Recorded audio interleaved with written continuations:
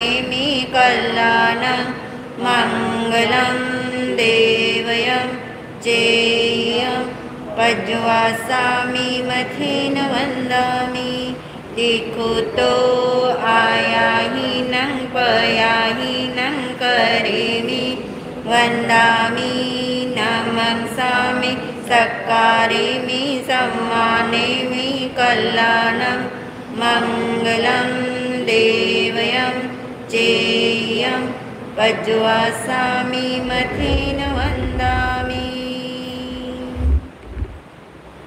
नमो अरिहन्ताणं नमो सिद्धाणं नमो आयर्याणं नमो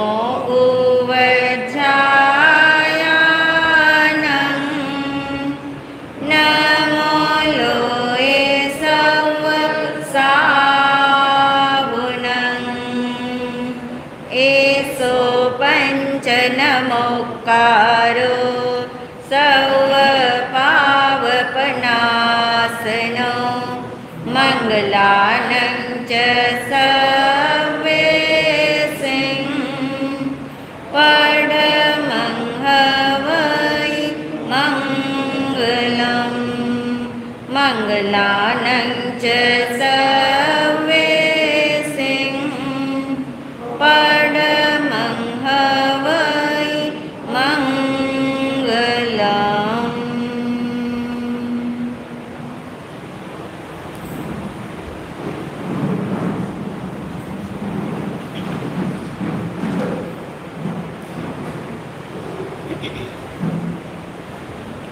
आत्मस्वरूप को ध्याने हेतु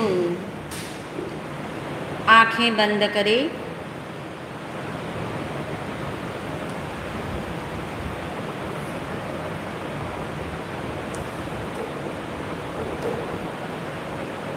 बहुत गहराई में अनुभव करें।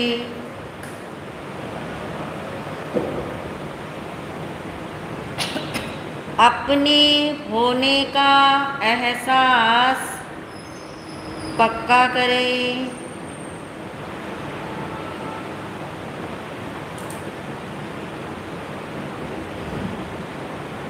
निर्णय पूर्वक महसूस करें।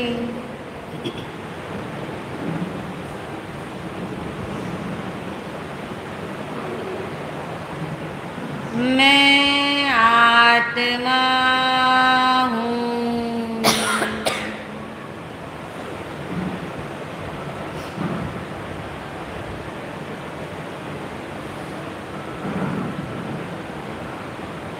मैं आत्मा ही हूँ।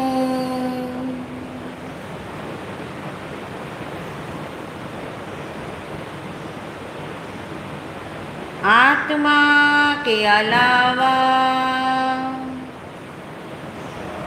अन्य कुछ भी मैं नहीं हूँ।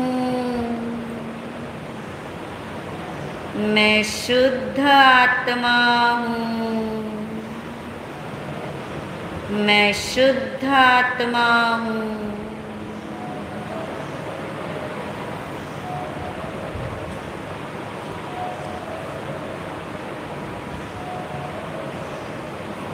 मैं आत्मा सदा ही श्रद्धा करने योग्य हूँ।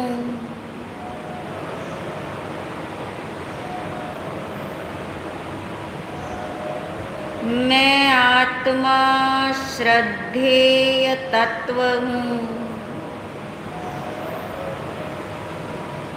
क्योंकि मैं कभी भी अश्रद्धा योग्य नहीं रहता,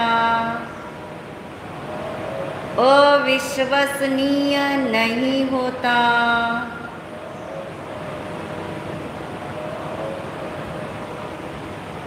अन्य के संग रहते हुए भी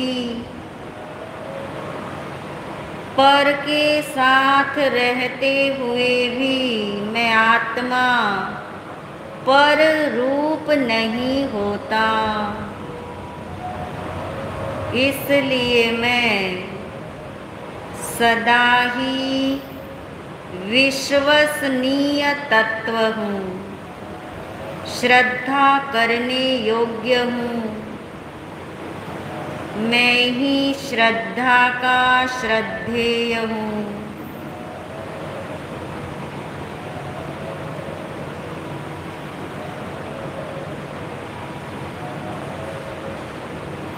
मेरा कार्य मुझ में ही होता है, मेरा ज्ञान मुझे ही जानता है, मेरे अनंत गुण एक समय के लिए भी मुझे छोड़कर नहीं जाते, इसलिए मैं जैसा हूँ वैसा ही रहता हूँ, जहाँ हूँ वहीं रहता हूँ। मैं श्रद्धेय तत्व हूँ।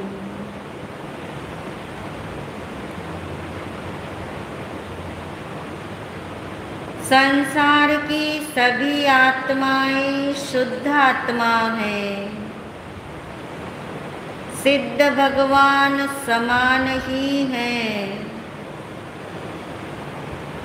फिर भी मेरा कार्य मुझसे ही होगा, मुझ में ही होगा,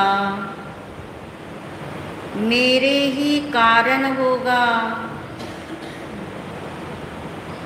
इसलिए मैं ही श्रद्धेय हूँ, विश्वसनीय हूँ, शरण ग्रहण करने लायक हूँ, आश्रय लेने वाला तत्व हूँ।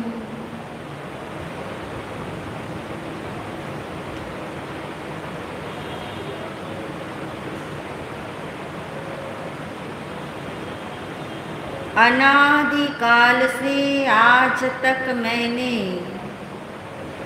अपनी निज स्वरूप को नहीं जाना, नहीं माना, नहीं पहचाना,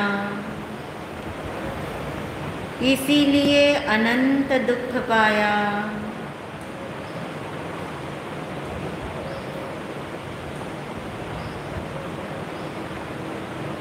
अब निष्ठा जगाओ, मेरे लिए मैं ही शरण हूँ,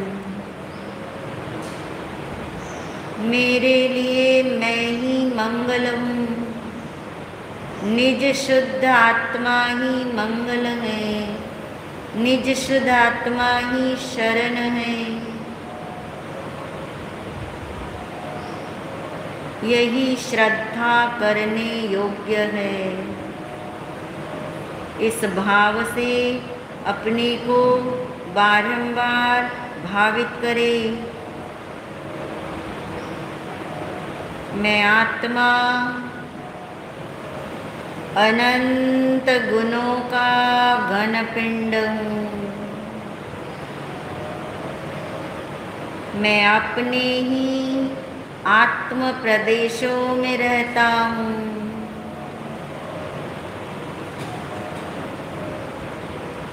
मेरा वैभव त्रिकाल मेरे साथ ही है, मुझ में ही है, वही मैं हूँ।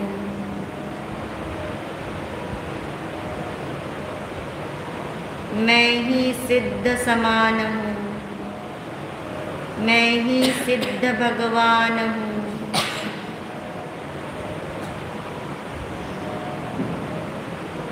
ऐसा ही मेरा स्वरूप है।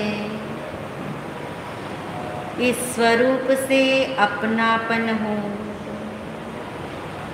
इस अनुपम तत्व से अपनापन हो। यही मैं हूँ, मैं ही आत्मा हूँ।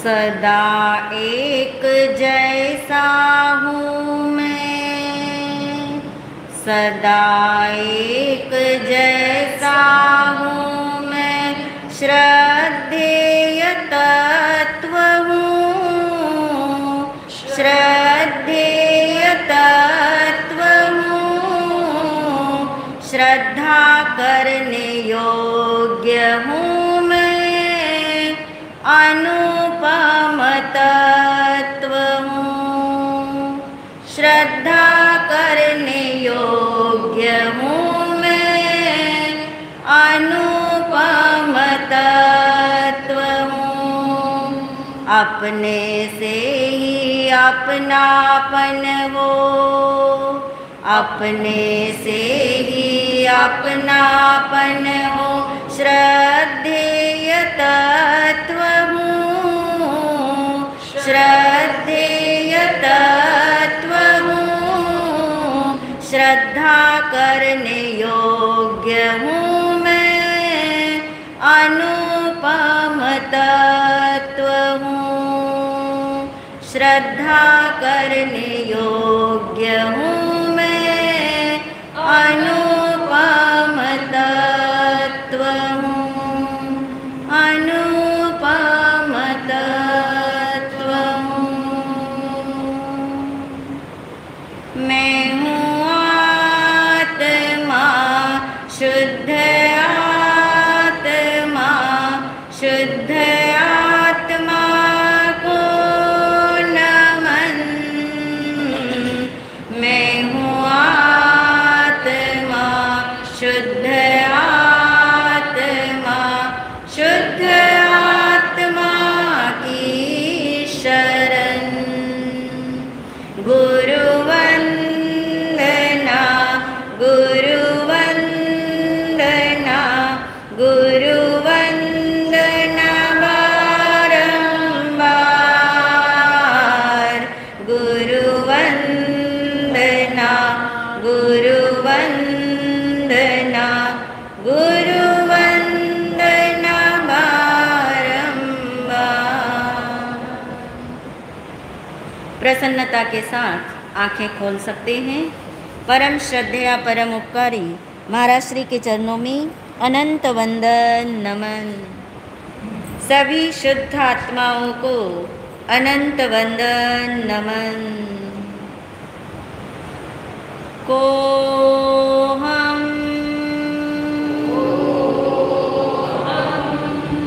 सो हम सिद्धो हम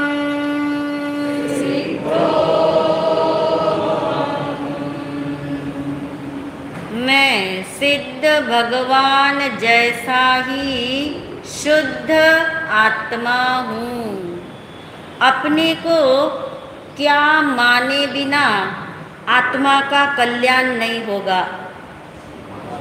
शुद्ध आत्मा, अब तो जल्दी से रिलेट कर लेते हैं आप। अपने को क्या माने बिना कल्याण, किसका कल्याण? आत्म कल्याण नहीं होगा। अपने को शुद्ध आत्मा जब तक नहीं मानेंगे तब तक आत्मा का कल्याण नहीं होगा। कब तक नहीं मान पाएंगे हम अपने को शुद्ध आत्मा? जब तक हम निर्णय नहीं करेंगे तब तक हम नहीं मान पाएंगे। कैसे होगा निर्णय कि मैं शुद्ध आत्मा हूँ?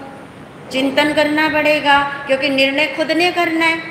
निर्णय कोई करके नहीं देगा, निर्णय खुद ने करना है, खुद से करना है तो चिंतन भी करना पड़ेगा। चिंतन करने के लिए क्या करना पड़ेगा? रोज रोज सुनना होगा। इसलिए हम रोज सुनते हैं इस बात को कि अपने को शुद्ध आत्मा माने बिना आत्मा का कल्याण संभव नहीं है। और अपने को शुद्ध आत्मा मानने से आत्मा का कल्याण क्यों संभव है, हर चीज का क्यों पता होना चाहिए। भगवान का पूरा दर्शन, पूरा धर्म लॉजिकल है। बिना क्यों के मानेंगे तो थोड़े दिन मानेंगे, बाद में क्या करेंगे, छोड़ देंगे, यानी निर्णय पक्का नहीं होगा। अपने को शुद्ध आत्मा मानने से अपना कल्याण क्यों होने वाला है, क्योंकि अपने को शुद्ध आत्मा मानेंगे तो क्या होगा, हमारी दृष्टि कहाँ जाएगी, शुद्ध आत्मा पे। अब तक हमारी दृष्टि कहाँ जाती थी, जो कर्म है, जो कर्म का उदय है, जो संयोग है, जो शरीर है, जो शरीर से संबंधित चीजें हैं, जो राग द्वेष कषाय हैं, इन सब पे दृष्टि बंधी रहती थी, फैली रहती थी। जब ये पता लगे मैं शुद्ध आत्मा हूँ तो दृष्टि बारंबार कहाँ जाएगी, शुद्ध आत्मा की तरफ। एक दिन आत्मदृष्टि खुलेगी। आत्मदृष्टि जब खुलेगी तो क्या क्या खुलेगा, मोक्ष मार्ग खुल जाएगा। मोक्ष मार्ग खुलेगा यानी सम्यक दर्शन हो जाएगा। सम्यक दर्शन होगा यानी एक दिन क्या होगा, फिर केवल ज्ञान। और केवल ज्ञान होने पे तो पक्का है, आपको पता है कहाँ पहुँचेंगे, मोक्ष। तो कल्याण हुआ ना आत्मा का। पीछे से चलते अब, आत्मा का कल्याण होगा क्या मानने से, अपने को शुद्ध आत्मा मानने से। क्योंकि शुद्ध आत्मा मानने से दृष्टि का परिवर्तन होता है, दृष्टि बदलती है। मगर आप देखिए इस दुनिया में दो तरह की मान्यता वाले लोग हैं। आपने चेक करना होगा अपना नंबर किस में है। चेकिंग पॉइंट आता तो बिल्कुल आप अलर्ट हो जाते ना, इसलिए ताकि आप अलर्ट हो जाए कि आपकी जिम्मेदारी है, आपने चेक करना है मेरा नंबर कौन से कॉलम के अंदर जाता है। एक प्रकार के लोग वे हैं जो ये मानते हैं कि मैं सारी दुनिया को जान लूं तो मेरा जीवन क्या है, सफल है। इसीलिए वर्ल्ड टूर पे निकलते लोग, एक बार नहीं कितनी कितनी बार जाते, हर छुट्टी में, ताकि मैं सारी दुनिया को क्या कर लूं, जान लूं तो मेरा जीवन सफल है। एक मान्यता ये है। दूसरी मान्यता ये है कि दुनिया के सारे लोग मुझे जाने तो मेरा जीवन सफल है। कहाँ लगाओगे टिक मार्क, दूसरे वाले में लगाओगे शीतल।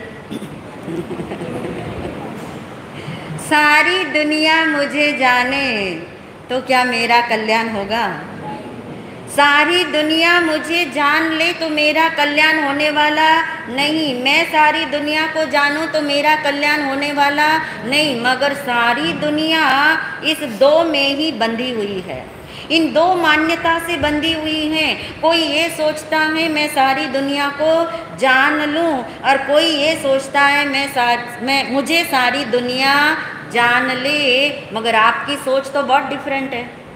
आप क्या मानते हैं, ये दो मान्यताओं में आप नहीं है ना। ये दो मान्यताओं में आप नहीं हैं तो आपकी मान्यता, आपका बिलीफ सिस्टम, आपकी सोच में क्या चल रहा है। ये दो पे तो आपने क्रॉस लगा दिया ना। अब क्या है, मैं अपने को जानूं। अभी भी उत्तर अधूरा है। क्यों अधूरा है बताती हूँ।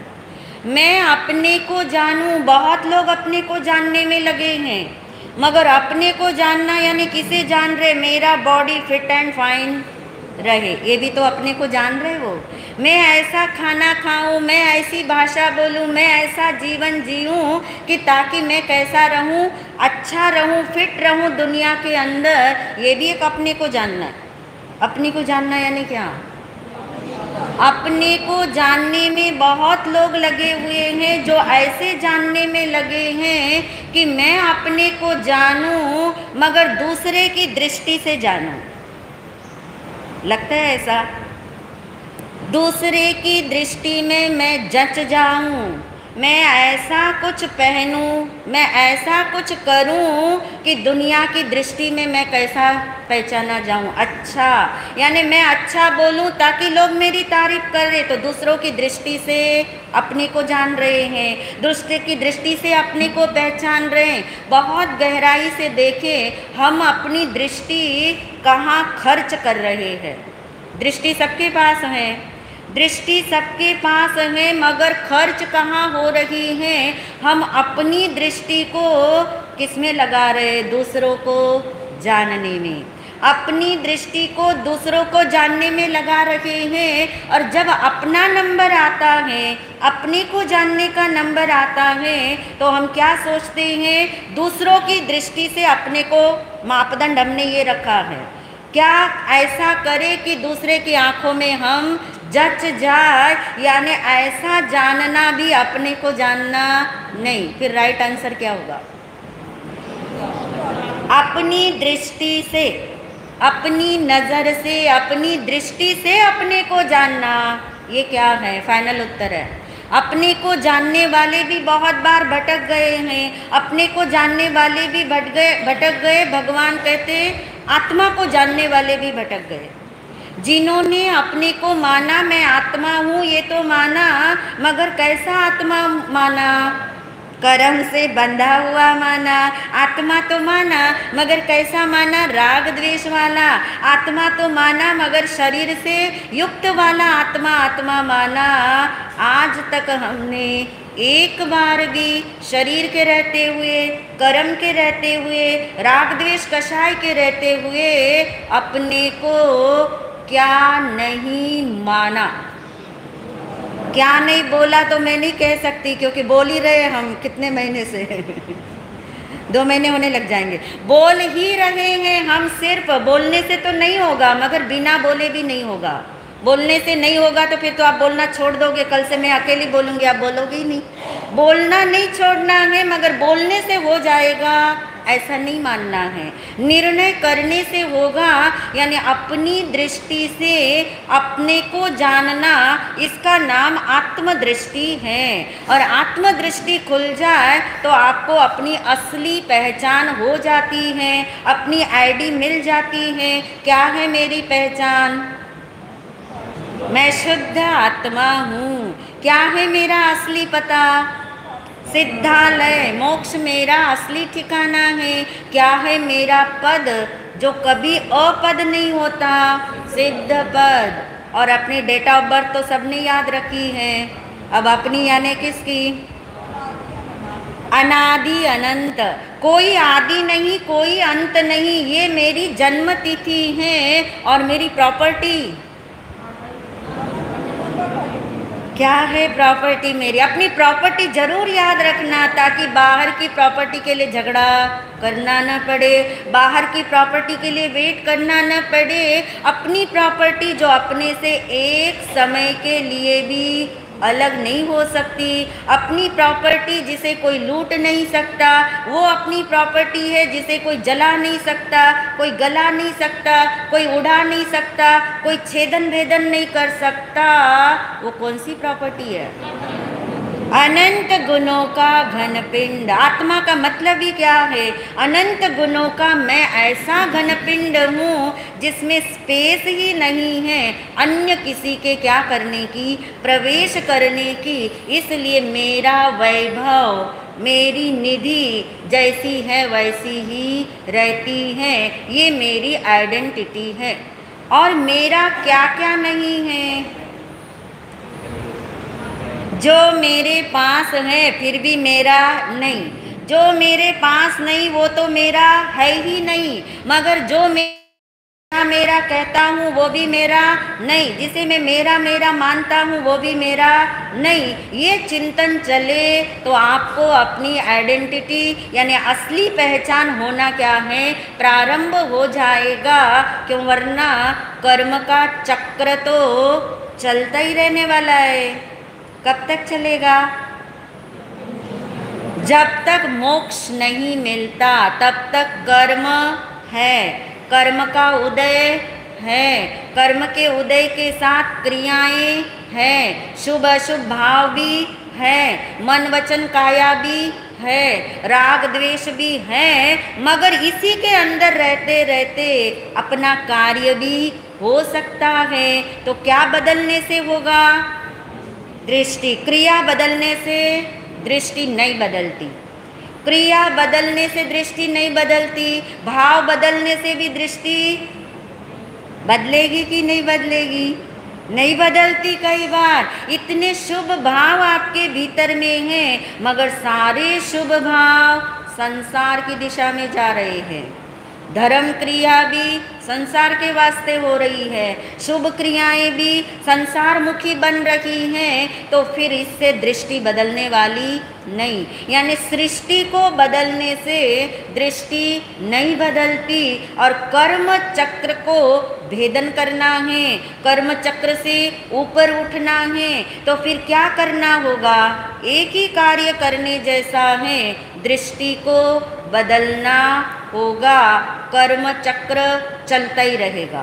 दो बातें विरोधी नहीं लगती कि कर्म के उदय भी होंगे, कर्म के बंद भी होंगे, दृष्टि बदल जाने के बाद भी होंगे, दृष्टि होते हुए भी होंगे। फिर भी मंजिल बदल जाती है, दिशा बदल जाती है। क्या बदलने से? दृष्टि। दृष्टि यदि बदल जाए तो दिशा बदल गई, दिशा यदि बदल गई तो आपकी दशा भी बदल गई, और दशा बदल गई तो आपकी मंजिल भी बदल गई। संसार का चक्र चलता ही रहा, कर्म का चक्र चलता ही रहेगा, मगर मोक्ष भी मिल जाता है। तो कहाँ से शुरुआत होती है? दृष्टि से होती है, क्योंकि दृष्टि मूल्यवान है। हमने ये बात समझी थी। दृष्टि क्या है? मूल्यवान है, जिसके बदलते ही सब कुछ बदल जाता है। सब कुछ में क्या क्या लोगे? सब कुछ बदल जाता है। क्या बदलने पे? सिर्फ दृष्टि। क्रिया बदलने से सब कुछ नहीं बदलता, भाव बदलने से भी सब कुछ नहीं बदलता, वातावरण बदलने से भी सब कुछ नहीं बदलता। लोग गुरु बदल देते हैं, गुरु बदलने से भी सब कुछ नहीं बदलता। लोग धर्म परिवर्तन कर रहे हैं, धर्म परिवर्तन से भी सब कुछ नहीं बदलता। मगर सब कुछ बदलना चाहते हैं तो सबसे पहले क्या बदलो? दृष्टि बदलो।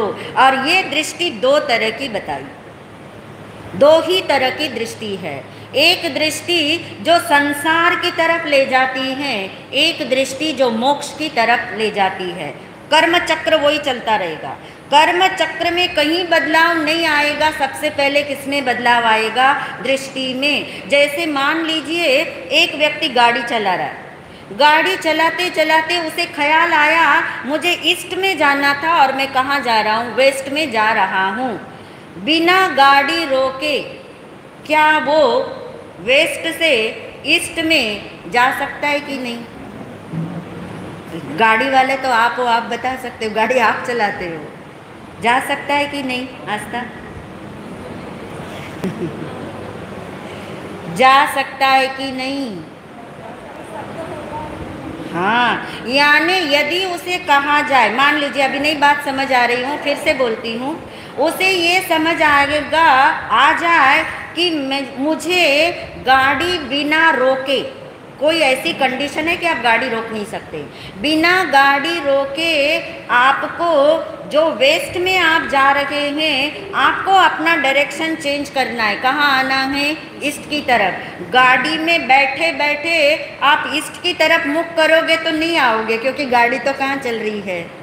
पश्चिम में। तो फिर आपको क्या करना है? पूरी गाड़ी को टर्न देना होगा ना। गाड़ी रोक नहीं सकते, मगर गाड़ी को क्या दिया जा सकता है? यू टर्न दिया जा सकता है। चलती गाड़ी को रोक के नहीं दिया जा सकता होगा, चलती गाड़ी को। चलती गाड़ी को भी आप यू टर्न दे सकते हैं, और सिर्फ गाड़ी चलना नहीं रुका, मात्र डायरेक्शन क्या हो गई?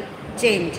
गाड़ी अब भी चल रही है, समझ पा रहे किसके लिए उदाहरण है ये? कौन सी गाड़ी चल रही है? कर्म चक्र। कर्म चक्र चल रहा है। कर्म चक्र के नाम तो नहीं भूले? द्रव्य कर्म, द्रव्य कर्म मूल में है, सत्ता स्वरूप है, 8 कर्म है, कार्बन शरीर रूप में, वहाँ से उदय चलता है, भाव कर्म भी है और 9 कर्म भी है, और भाव कर्म 9 कर्म से फिर कर्म बंद रहे हैं, फिर से उदय में आ रहे हैं, यानी कर्म उदय, कर्म बंद, कर्म का स्टॉक, ये हमारा चक्र कब से चल रहा है। अब हमें चक्र बदलने की सोचनी है कि दिशा बदलने की सोचनी है ना। चक्र को आप बदल नहीं सकते। हमने निर्णय किया था कहाँ तक, मोक्ष में जाने तक कार्बन शरीर रहेगा। कार्बन शरीर के रहने से कौन कौन रहेगा, क्रियाएं भी रहेगी, मन वचन काया भी रहेंगे, तो ये चक्र तो चलता रहेगा, चलता रहे। गाड़ी चलती है, चलती रहे, मगर आप अपने मंजिल पे पहुंच सकते हो, और उस अवस्था में भी पहुंच सकते हो जब आपको पता लगे कि मैं गलत दिशा में चल रहा हूं, तो आप जोर लगा के टर्न लेकर के अपनी डायरेक्शन क्या कर सकते हो, चेंज कर सकते हो। ऐसा ही करना है अंदर में, कर्म के ऊपर काम नहीं करना, कर्म चक्र को भी नहीं मोड़ना, कर्म चक्र चलता रहेगा। यहाँ तो गाड़ी को आपको मोड़ना पड़ा, यहाँ तो मोड़ना भी नहीं पड़ता। यहाँ मोड़ना नहीं, सिर्फ समझना है। समझना क्या है, जो कर्म का चक्र संसार की दिशा में चल रहा है, संसार बढ़ा रहा है, जन्म मरण बढ़ा रहा है, मात्र डायरेक्शन चेंज करनी है। अभी भी कर्म चक्र चलेगा चलेगा चलेगा, मगर एक दिन क्या दे देगा, मोक्ष की मंजिल तक पहुंचा देगा। यानी कर्म चक्र पे काम नहीं करना, दृष्टि पे काम करना है। इसलिए चतुर्मास का नाम आत्मदृष्टि है। आत्मदृष्टि का नाम ही सम्यक दर्शन है। सम्यक दर्शन है। किसी को कोई भ्रांति हो तो समझ ले, आत्मदृष्टि का नाम ही मोक्ष मार्ग खुल जाना है। आत्मदृष्टि सो सम्यक दृष्टि। आत्मदृष्टि यानी स्वरूप दृष्टि, सिर्फ दृष्टि बदलनी है। अनादि अनंत काल से कर्म के उदय में फंसे हुए हैं। कर्म का उदय यानी संयोग, कर्म का उदय यानी भाव कर्म, राग द्वेष संयोग आदि में फंसे हैं। मात्र चेंज करना है डायरेक्शन, और सिर्फ इतनी सी बात से, कितनी,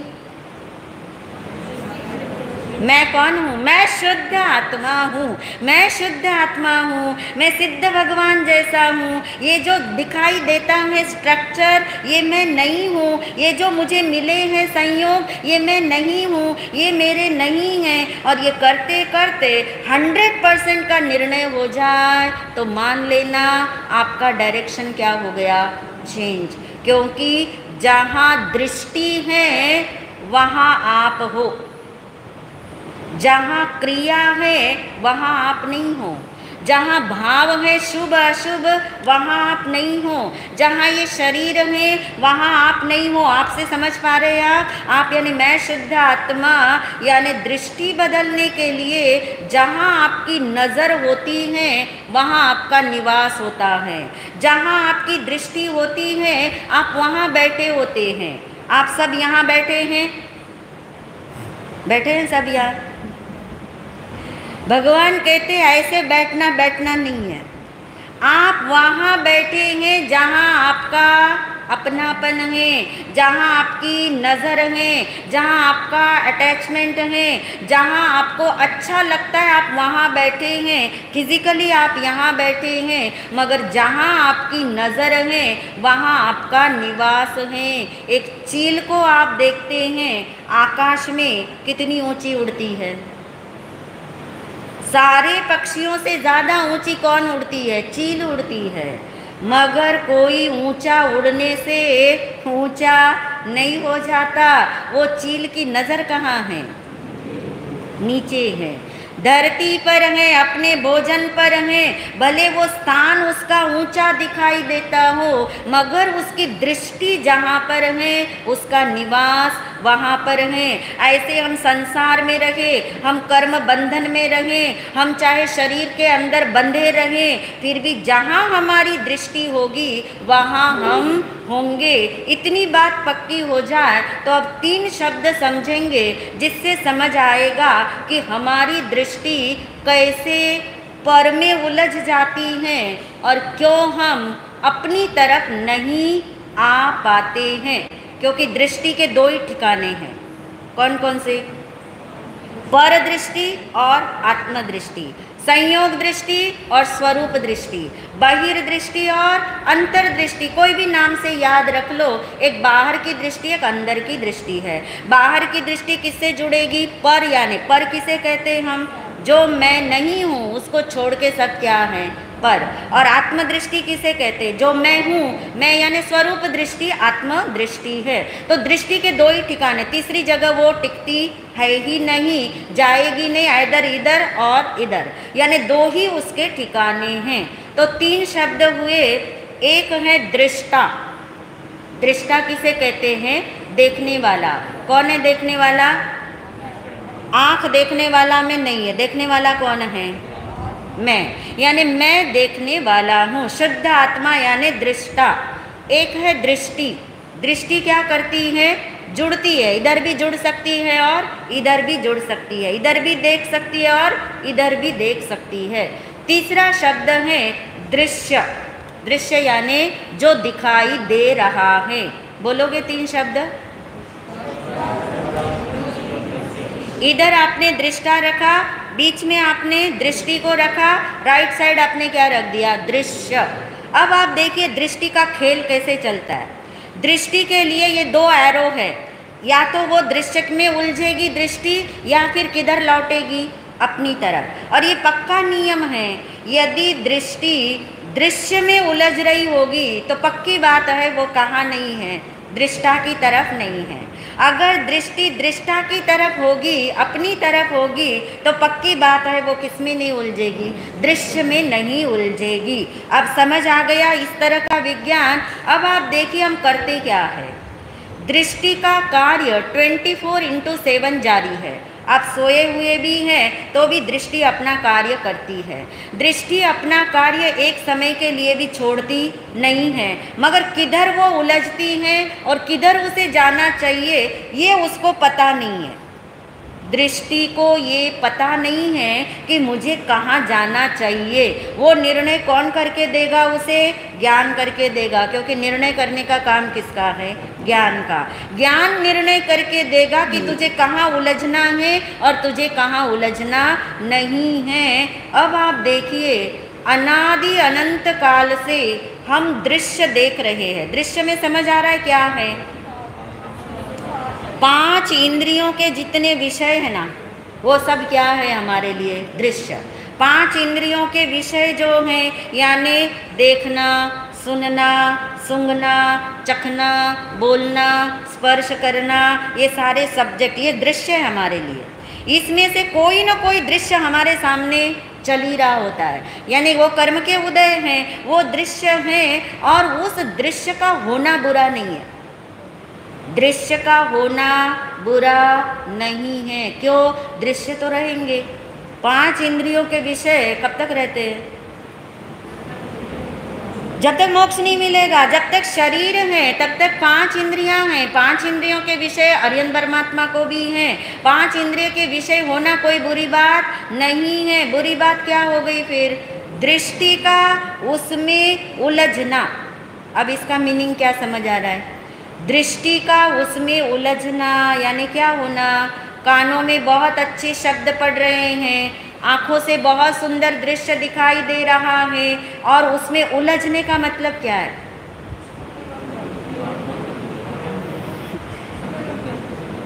उसमें उलझने का मतलब उसमें अपनापन करना, उसी पे फोकस करना, उसको मेरा मानना, उसी के अंदर रमते जमते रहना, उसी की चर्चा करना, उसी के अंदर रिएक्शन करना, तेरा मेरा करना। जैसे मान लीजिए आप सैर करते करते किसी गार्डन में चले गए, बगीचे में चले गए, वहाँ पे सुंदर सुंदर फूल आपने देखे, वहाँ सुगंध बहुत अच्छी आ रही थी, आप वहीं बैठ गए, यानी दृश्य आपने देखा। समझ क्या रहे हम? दृश्य देखा। किसका विषय है? आँखों का। अब देखिए उलझते कैसे हम, इसके लिए बता रही थी। दृश्य आपने देखा, देखना भी बुरी बात नहीं है, वो कांटेक्ट है, देख लिया आपने, आँखों का कांटेक्ट उसके विषय से हो गया, मगर उसके बाद क्या होता है? बताइए, दृष्टि कैसे उलझती है? जैसे वो अच्छा लगा कि मुंह से निकले बिना तो रहेगा ही नहीं। अरे कितने सुंदर फूल खिले हैं, कितनी सुगंध आ रही है, कितने ताज़े ताज़े हैं, कितने अच्छे हैं, इतने स्वीट लग रहे हैं, एक जाकर के जरा सा क्या कर लूँ, उलझ रहे अब उसके अंदर। फिर मान लो एक तोड़ने भी लग गए तो घर में तो कितने लोग हैं, फिर आपको तो अपने फ्रेंड्स याद आएंगे सबसे पहले, उनके लिए भी ले लेते हैं, उनके लिए भी ले लेते हैं और लेने के लिए चलते हैं और वो चुनने लग जाते हैं। कहाँ आपको जो अच्छा लगा, अच्छा लगने पे उसे लेने चले गए, फिर एक पे नहीं रुके, फिर 10 चुनने लग गए, 10 चुनने के बाद पता नहीं और क्या करने वाले। मैं ये बताना चाह रही, उलझना कैसे उलझती है, दृष्टि कैसे उलझती, हमें पता भी नहीं लगता, हमें पता भी नहीं लगता। और ये दृश्य के अंदर उलझ गई, दृष्टि कहाँ उलझी, दृश्य के अंदर। ऐसे ही दृष्टि दृष्टा पे भी लौट सकती है, लौट सकती है कि नहीं, लौट सकती। यदि वो दृश्य में ना उलझे तो दृष्टि कहाँ लौट सकती है, दृष्टा की तरफ लौट सकती है। मगर क्यों नहीं लौटती, अच्छा लगता है, बहुत सुंदर, यानी उसकी रुचि उधर है। दृष्टि जो है वो रुचि के बिना फिरती नहीं, घूमती नहीं, बदलती नहीं है। यदि आपको उसी समय मान लीजिए ये याद आ जाता कि इस फूलों को देखने वाला कौन है, ये फूल तो बहुत सुंदर हैं, पर ये फूल तो फूल को नहीं देख रहे, फूल तो अपनी सुंदरता को नहीं देख रहे, इन फूलों को देखने वाला कौन है, दृष्टि है, देखने वाला कौन है, मैं हूँ। यानी जिसने ये देखा वो नहीं याद आता, जो दिखाई दे रहा है उसमें हम उलझ जाते हैं। जो देखने वाला दृष्टा है, दृष्टा इधर किया था ना हमने, जो देखने वाला दृष्टा है उस पे हम लौट नहीं पाते, क्योंकि हम किस में उलझ जाते हैं, दृश्य में उलझ जाते हैं। इस बात पे चिंतन करना, इसका और गहराई से हम समझेंगे ताकि हमें समझ आएगा कि अनादिकाल से जो हमारी दृष्टि पर से बंध गई है उसको स्व पे लौटाना आसान काम नहीं है, मगर असंभव भी नहीं है। अनंत आत्माओं ने किया है तो हम सब अवश्य करेंगे इन्हीं भावों के साथ। ओम शांति।